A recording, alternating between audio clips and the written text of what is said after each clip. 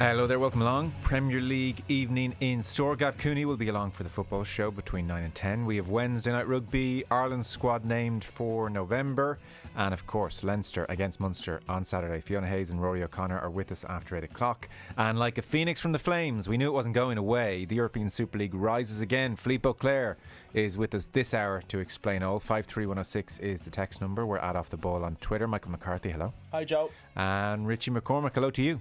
Evening, gents. Nice to have the European Super League back officially. They're hoping to launch 2024. So it seems the gist here, if you missed all of this, is they have appointed a new CEO. His name is Bernd Reichart. He is a German media executive. He's the CEO. And he says, we're coming again. This time they're going to try and last longer than just the 48 hours of April 2021. They will relaunch in 3 years. They're hoping to have the new season up and running 2024. So the autumn of 2024. And it won't be a closed shop this time around. The original idea, of course, was just 12 clubs. That's us. You're not able to get in. This will be far more equitable, is what they're saying. This is still a corporate entity because Real Madrid, Barcelona, Juventus are bankrolling it to stay in existence. And he's promising in a big conversation with the Financial Times open dialogue across the game. He says even the fans will have a lot of sympathy for the new idea. He says European competition very badly run, too many games which don't excite or capture the imagination, and we are pressing ahead. The London Times has seen a dossier which has been sent around to all the clubs potentially interested in getting on board with this European Super League. And a big problem, it seems, is England. So in the dossier they're saying the English top flight is, quote, outgunning all continental leagues. Champions League increasingly dominated by the English. They're backed by hedge funds, public investment funds, sheikhs and oligarchs. And so they say the Champions League is no longer a truly open European tournament. The Champions League is increasingly dominated by English clubs and a few continental exceptions trying to keep up. So they're definitely tapping into that continental sense that England has become, in effect, the Super League. So it's all there. We'll talk to Philippe Auclair and get his take. But certainly the notion, I think, that the European Super League was suddenly dead in April 2021 is not one that many of us would have subscribed to. And we all said, well, it'll be a matter of time, but it will come back. And this is what I would say is their soft launch. They went big in April 2021. That was a big launch. This is more of a soft launch, and here they come. Yeah, hoping that people don't arrive at the stadiums with placards and worse, demanding the board's head on a plate. But yeah, it's harder for Gary Neville to rant about this, although it's still a press release. The same deal, really. Are the English clubs who apologised to their fans and said they wouldn't make those types of mistakes again, are they signed up here? Is there a list of clubs, or is it being deliberately vague? Nobody's signed up. Real Madrid, Barcelona and Juventus are still funding this entity. I suppose it's just a shell of a corporate entity now. And they're also, I mean, there's an ongoing situation where they're suing UEFA in the European Court of Justice, and the result of that will be in December, the full ruling in spring of 2023. But in effect, they are the only three who are openly involved in saying this still has to happen. So nobody else is actually signed up, but I mean, you know. But I think that also does make a difference. So whether or not behind the scenes, you know, the four English clubs in particular, let's say for now, are involved in these conversations and are open to it and are like going to, you know, stab their fans in the back, I suppose is the way you would put it, considering the words that were used April last year.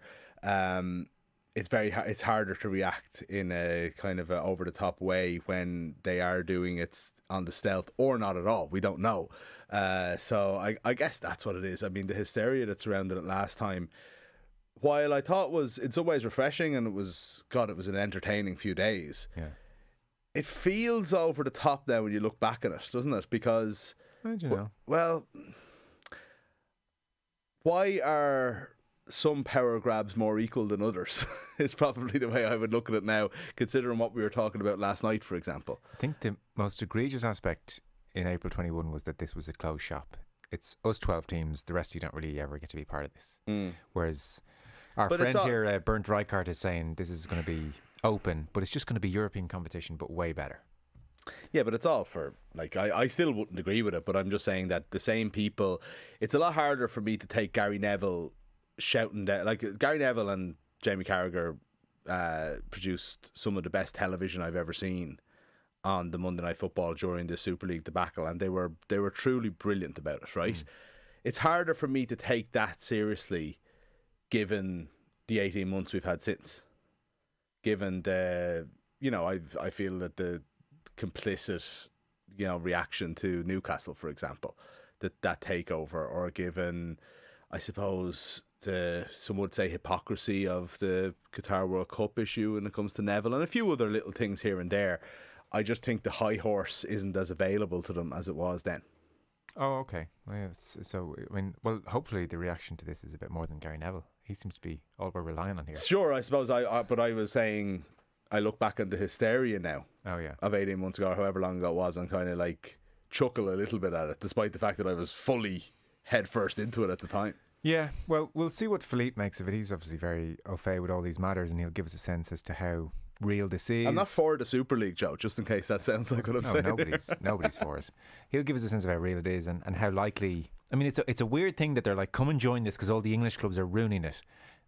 We also need the English clubs, but we'll get back to you guys. Todd Bowley's reading this going, this sounds like a great idea. Sorry, there is... We've got to move on. We've got to move on. Okay. Richie. Why? Because we would just... otherwise, it'll be the Super League hour, which we don't quite want. Philippe with us. So, Wednesday Night Rugby is on the way. Fiona Hayes and Rory O'Connor. We'll get to the squad. I know you've got details in a moment. A conversation which will come up with Rory and Fiona. Leinster Munster. What does that represent to you these days? Is this rivalry doing it for you? Is it popping?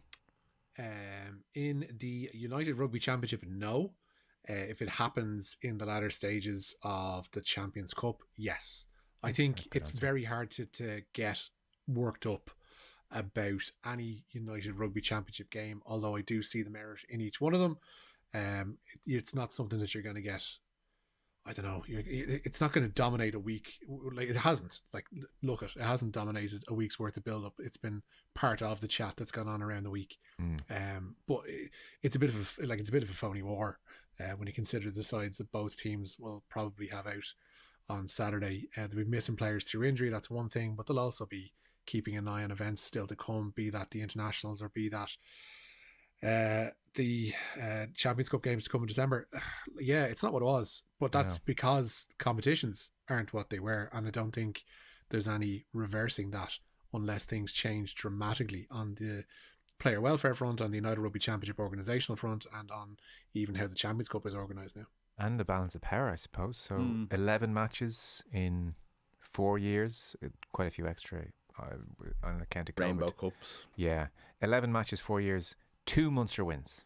And if you want to go back further, their last 15 meetings, 3 Munster wins. So it's kind of hard to get too excited about Munster realistically putting it up to Leinster on Saturday in Dublin.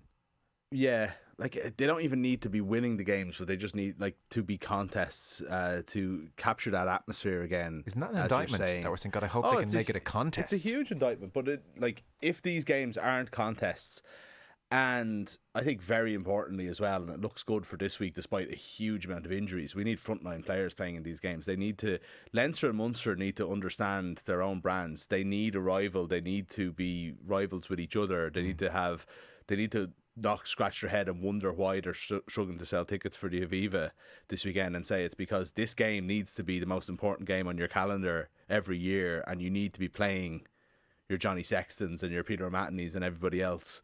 I think they're going to go fairly, but it looks like that is the case this weekend. Yeah, and I mean that seems 40,000. You would think we're creeping up towards 40,000. Yeah. It's quite good. That seems to be the way. Like, to Richie's point about like the URC structure, like, so far so good in that. It does. Like, I mean, there's nothing else happening.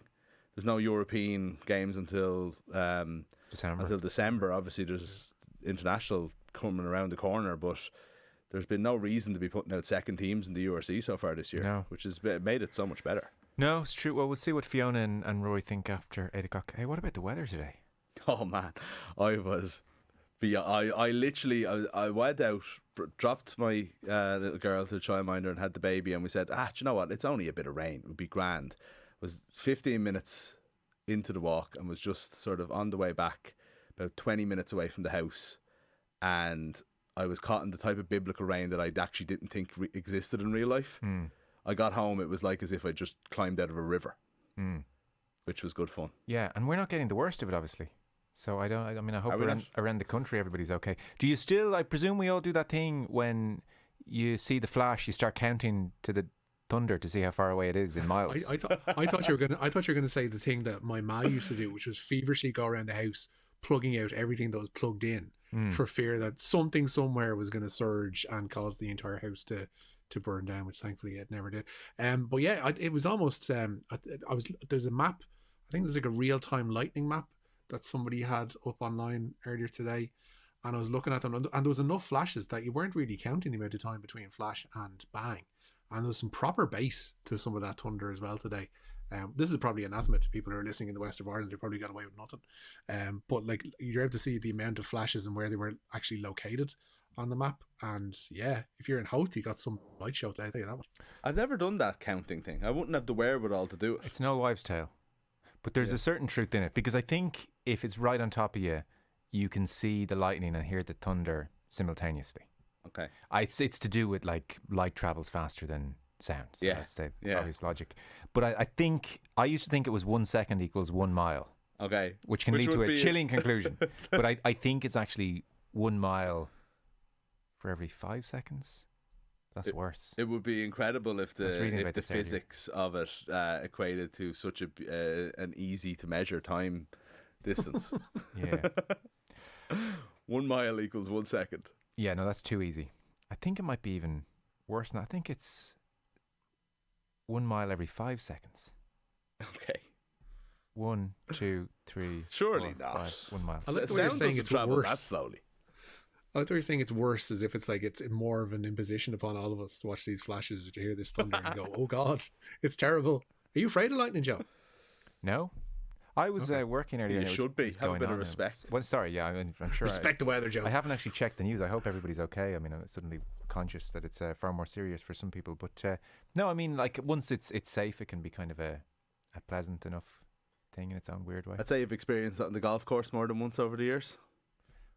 Standing in under the trees. Well, I don't know if Are you supposed to do that? I don't think so.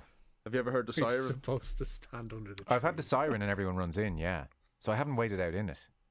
I'm not sure if you're meant to stand in the trees, under the trees, actually. Lee Trevino was struck by lightning 3 times.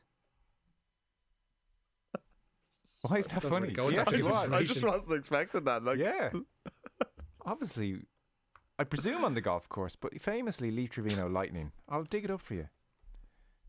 Lee Trevino. this is Riveting. This feels like a slight tangent in the Newsround here. Yeah. Several times. I think 3. Have you ever been struck by lightning? 53106 for 30 cent. Text in if you have a head. I mean, we'll get all the texts in this evening. We should really push on. The news round is upon us. There was a wind turbine in Arklow that was struck with lightning today and is on fire, which doesn't sound great, to be honest. Yeah. Whoa. Yeah, no, I mean, look, the golf course can be one of the more dangerous places, famously. Yeah. I don't know if you're meant to stand under a tree or not. I wouldn't. I would doubt it, actually, and Good I don't know advice. why Get in, I that think, is jumped the- to my mind. Yeah, Yeah. exactly. The news round is brought to you with Gillette in association with Movember. Effortless shave, magnificent mow. You can sign up or donate at Movember.com. We have Richie McCormack bringing us through the day's news. So Andy Farrell's named this squad then. Yeah, 6 uncapped players included in that Ireland squad for next month's autumn internationals. Leinster trio Kieran Frawley, Joe McCarthy and Jimmy O'Brien are joined by the Munster pair of Calvin Nash and Jeremy Lockman. And having captured emerging Ireland, captained even emerging Ireland, I'm sure, of South Africa, he probably captured him too.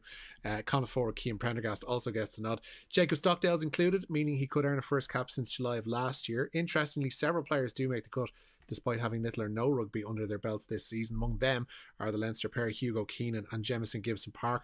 There are concerns remaining over Ty Burns' groin injury, but the Munster forward has also been shortlisted. James Lowe, Keith Earls and Ian Henderson all miss out through injury. And with the Ireland A game to come against the All Blacks on November 4th, Farrell & Co have named a 12-man annex devoted to that game at the RDS. The most experienced among their number is the Munster prop Dave Kilcoyne. Also included are Munster forwards Tom Ahern, Diarmuid Barron and Roman Salanoa. They're joined by teammate Jack Crowley. Jamie Osborne and Scott Penny will also get the chance to impress on home ground. Also confirmed today that England will face Ireland at the Aviva for a World Cup warm-up match. The game will take place on August 19th, 3 weeks before Ireland's first pool match against Romania. And the day before, Leinster will entertain World Cup debutants Chile in a friendly at Donnybrooks Energia Park. England will face Ireland at the Aviva for a World Cup warm-up match. The last time we played England in a World Cup warm-up match 57-15 at Twickers. killed us. That was the It ruined Ross us. Byrne That was game, the wasn't end. That was the Ross Byrne it? game. Yeah. What are we doing? We need confidence. I don't like those World Cup warm-up games. I Well, wish like- we didn't play Six Nations teams. I feel it Devalues devalues it. the I fixture. agree. Yeah, I mean, a rugby warm-up game is just a weird. concept in View. general. Yeah, yeah. Let's not go full bore kind of a thing, you know. Yeah, Lee Trevino 3 times struck by lightning. 3 times. That's insane. I've looked up here. So the National Weather Service in America has a page called Lightning Myths. Oh, yeah. So I did. It was a myth. I was right about that. It's if outside in a thunderstorm, you should seek shelter under a tree to stay dry. Fact. Being underneath a tree is the second leading cause of lightning casualties. Wow. So do not listen to me. Listen to the American National Weather Service. Interesting. Is there any chance we could roll out Graham McDowell to speak about the new Super League? Asks the Roscommon Raquelme. That's really catching on. The Walkinstown Beckenbauer. Yeah, I like it. Look, based on his willingness to talk about the Live Golf League, I suspect Gray might come on the show to defend the European Super League. We'll put in the call. So that's the rugby, Rich. Yeah, Ireland has secured at least 7 bronze medals from the European Women's Elite Boxing Championships in Montenegro. Aoife O'Rourke, the most recent fighter to book a semi-final place, beating Turkish middleweight Isildar Buzrap by split decision this evening. Earlier, Kelly Harrington and Cocheline Friars advanced to the lightweight and light flyweight semi-finals respectively. Casey Rock was the only Irish fighter beaten today, losing her welterweight quarter-final by unanimous decision. Yeah, amazing return. That's some going. It's ridiculous, isn't it? 7 medals, and Of 10. yeah, exactly. We'll possibilities. see what happens after that. Unbelievable elite, the elite European nation, you would have to say, in women's boxing at least. Premier League didn't really capture the imagination last night. Tonight should be much better. Tottenham can move to within a point of Premier League leaders Arsenal if they win away to Manchester United. Matt Doherty starts for Spurs tonight. Cristiano Ronaldo dropped to the bench for United, for whom Marcus Rashford starts up front. Graham Potter is hoping to extend his unbeaten run as Chelsea boss. They make the short trip to Brentford. Potter's made 5 changes with Conor Gallagher, Jorginho and Armando Broja among those starting. Liverpool welcome West Ham to Anfield. Jurgen Klopp making 5 changes from the win over Manchester City, with Trent Alexander-Arnold, Kostas Tsimikas, Jordan Henderson, Fabio Carvalho and Darwin Nunez all starting. Newcastle's 5-match unbeaten run is on the line as they play host to Everton. Seamus Coleman captains the visitors tonight, and tonight's other game is the South Coast Derby meeting of Bournemouth and Southampton. And Republic of Ireland captain Katie McCabe starts at left back for Arsenal in their first Women's Champions League group match tonight. They're away to Lyon from 8 p.m. Good news on Matt Doherty. You might have seen after the Everton game that he had a big smile on his face. He was substituted, got a standing ovation, and Conte gave him a big hug. And this was not long, obviously, after Conte had talked about how I'm not stupid, I'm not picking Matt Doherty if he's not any good type comments about 3-4 weeks ago. So Conte has revealed the conversation with Matt Doherty, and he said, I'm really happy for Matthew. It's nice he calls him Matthew. Friendly. He played a good game against Brighton, but today he was better. He was good against Brighton, but today I saw Matt Doherty of last season, and I said to him, now, finally, you're the player I know. And that's why Doherty was beaming. That was nice. Yeah, that He's is back. great. Yeah, and you did get the impression last season that Conte was a fan of Doherty, and it was like his Spurs career really needed it. So it was just, he got that injury at the worst possible time, and then you were just disappointed to see Emerson Royale there at the start of the season. So this looks good. He's got tonight, and then we'll see what happens next week. Can I just actually jump in on the Chelsea thing? I'm just fascinated. Another 5 changes tonight. Potter is doing something I think quite interesting there. I saw them the first half against Palace. Palace should have been 4 or 5 goals up. They were absolutely destroyed. Came back out and sorted out in the second half. And then the exact same thing with Villa this week. And I haven't seen them in between, but I'm sure it's something similar. And then he's doing he's trying out everything he has. And it's brave, at this stage Ruben of the season. Loftus-Cheek is at right wing back this evening as You well. know, So there's bits and pieces being tried out. he is just seeing formation-wise and player-wise what's available to him. Takes a lot of confidence to do that. We've seen so many managers wilt at the going into a big club and saying God, every result's important. Stick to our first 11. And I think this is going to be rewarded in the long run. I think it's actually an incredibly interesting approach. Now, we'll probably find out there's a load of injuries tonight or something like that, but it's definitely something he's been doing. I haven't seen them, especially his in-game adjustments on Sunday, I thought won Chelsea the game. The cricketers back on track, Rich? Yeah, they certainly are. Curtis Camphor's unbeaten 72 got Ireland's T20 World T20 World Cup campaign back on track this morning. His innings helped Ireland beat Scotland by 6 wickets in Hobart, keeping alive hopes of a place in the Super 12s. Ireland's final pool match is against the West Indies on Friday. All 4 teams now in Ireland's pool are on 2 points. They have a win each. George Dockrell helped Camphor to their 5th wicket stand and knows they need to make another step up if they're to progress to the next phase. I think, just keep getting better game to game. With the ball, we know there's bits there that we can improve upon throughout that match. I thought Scotland batted brilliantly in certain periods and put us under pressure. So making sure we keep taking those chances, trying to reduce that total if we can. And doing a little bit better with the bat, making sure that we're setting that platform up and being able to bring it home. But look, we'll take a huge amount of confidence from that game and how we went about our work into Friday's match. Now, next story, interesting. I wouldn't think the Tour de France has great memories of Ireland, but... The Minister for Tourism, Culture, Arts, Gaeltacht, Sports, Media and whatever you're having yourself has announced a joint North-South bid to bring the Tour back to Ireland. Catherine Martin joined Economy Minister from the North, Gordon Lyons MLA, in bidding for 3 stages of the Tour in either 2026 or 2027. Le Grand Départ previously took place here in 1998. The 2014 Giro d'Italia, meanwhile, began in Belfast, with the 3rd stage crossing the border, travelling from Armagh to Dublin. What a wild time in the history of the Tour de France. 1998 Festina scandal. Oh yeah. The bust in Dublin. It's all been cleared up then, and literally the next year, Lance, faster than the dopers of the year before, cruises home. I always found it funny. I remember reading a book about the Festina scandal, and I always remember only we would just saunter into a situation and find ourselves in the middle of the biggest scandal in the sports history. What's going on here? Unbeknownst to ourselves, oh Jesus, we've the Tour de France now with this big deal, building up to it for years. Is this your vehicle, sir? What's in the boot of the vehicle, sir? What are these for? So, Evan Ferguson. Yeah, he celebrated his 18th birthday today by signing his first long-term professional contract with Brighton. The Republic of Ireland under-21 striker scored his first senior goal for the Seagulls back in August in that Carabao Cup win over Forest Green. Ferguson's new deal will keep him with the Premier League club until June 2026. Do you notice we went straight towards the typical Garda accent there? Why not? It's terrible, isn't it? Why is it never a Dublin guard? When was the last time you met one? I don't. Yeah. Funny, isn't it? It is funny the way we went to a stereotypical Garda voice. What do you have today here, sir? What is the percentage of country versus Dublin guards in the force? Off the top of my head, Joe, I'll just give you the factual answer. I've no idea, but it does seem to be. I don't know. You're also not allowed to be stationed near where you're from. So if you live in Dublin, as you do, you're probably going to be coming across more Gardaí from the country than you would from Dublin. Unless that's a myth as well. Who knows? I'll have to check that weather channel again to see if I'm right. I don't know many guards, but I know one who lives in Dublin and he's from Dublin. Is he on the beat, Garda? Yeah. Okay, well then. Yeah. A myth. Yeah. So, where are we going next? So, more fallout from Sunday.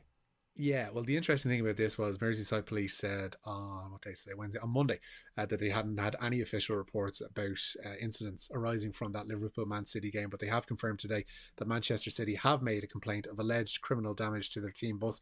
The complaint follows City's 1-0 Premier League defeat to Liverpool. An image showed a damaged windscreen after an object was thrown at the vehicle on leaving Anfield. Inquiries are ongoing and police have appealed to the public for evidence. I mean, the other thing that's coming out is Klopp is either threatening or taking legal action, it seems, having been accused of xenophobia. So that's the other headline news from this whole thing. And you would have to say, understandably so. We were talking last night about how restrained he was. Yeah, I know. I mean, for what was a blatant pull of the jersey, it's generated an awful lot of controversy, this whole thing. Haaland yanked Fabinho onto the ground. The most straightforward decision ever. Yeah. We could talk about whether VAR should be interfering in ways that the referee doesn't. There's all those kind of things, but that's standard that it happens. VAR is disallowing goals. We can talk about the wider thing, but the idea that City were robbed is purely in their imagination. Yeah. And is something that they've again dug into and made a story out of, which I think is the theme of a lot of what we're talking about with Manchester City this week. Rich, do you want to bring us last story or two? Yeah, Champions Antrim have been awarded with 7 places in the Joe McDonough Team of the Year. Saffron's goalkeeper Ryan Elliott, defenders Joe Maskey, Jared Walsh and Owen Campbell. Midfielder Keelan Molloy and forwards Connell Cunning and Kieran Clark are all named in that 15. Kerry have 4 representatives, Carlow 2, Offaly 1 and Down also have 1. And Jordan Brown was beaten 4-0 by Lee Hang in their Northern Ireland Snooker Open second round match at the Waterfront today. This evening, Aaron Hill is looking to build upon last night's shock win over Judd Trump. He is up against Tom Ford, not the designer, at the Waterfront at the moment, and Ford has taken the first frame of that match. Mark Allen is in action later on as well. He takes on Andy Lee, and again, not the boxer. A few texts in. Don't stand under a tree, get in a car. It acts as a Faraday cage, safe as houses, says Baz, the physics teacher. I did have to look up a Faraday cage. It's an enclosure used to block electromagnetic fields. Good man, Baz. Does the car have to be turned on? Does the car have to be turned on? I have a feeling, again, but I have a feeling that it's the electricity generated from a car being turned on is what... The other thing to say is, don't take our advice. Like, go and check it out somewhere else. What do we know? But that's Baz, the physics teacher. Sounds legit. Speed of sound is 343 metres per second, not far off on the mile every 5 seconds. Yeah, you were right, according to anonymous texter. But I believe him. Speed of sound is 343 metres per second. That's fast. Multiply that by 60. When you think about it. The speed of sound is fast. Breaking news here at the Newsround. Well, stop and think about it. 343 metres in a second. I'd never actually checked what the speed of sound was. Slower than a Concorde. This better not be a montage. Slower than a Concorde. The speed of sound is fast. Somebody also makes the point. Oh, God. Richard. We also lost David Wallace in a warm-up game against England prior to the World Cup 2011. That's right. That's true, yeah. On the sideline. He got tackled. Do you not remember that? Yeah. Oh, it was a bad one. I remember him getting injured, all right. I don't remember the incident. It was horrible. He was on the sideline, and it was... you know, there's certain positions in all sports where you're a bit vulnerable, and one of them in rugby is when you're trying to stay in field and you're off balance and you can be smashed. The other, the football equivalent, I think of, is it's like when a fullback is clearing a ball up the line and striker comes across and can really leave one on them. Yeah, the Wallace one was really bad. And we've had about 15 text messages along these lines. Lee Trevino famously held his one iron up in the air when there was a lightning strike, claiming even God can't hit a one iron. That's not how he was struck. Not really. Whether he was or not, that is definitely a tale, because I swear to God, I think we have 25 texts saying the same thing. All of them attributed to Lee Trevino, except for one person who says it was Sevi. There's a happened lot to the priest in Caddyshack as well. Did it? And Father Stone, of course, struck by lightning. Exactly, yeah. Golf. Yeah. One of the great episodes. There's a lot of BS around Trevino, so I don't know. But I think they've been struck by lightning 3 times. Yeah. Other than that, it's all questionable. Yeah. It's too good a story, isn't it? You're making eyes at me. We've got to go. I'm looking at the clock. Okay. Richie, thank you very much. We are out of here like the speed of sound. Michael, thank you.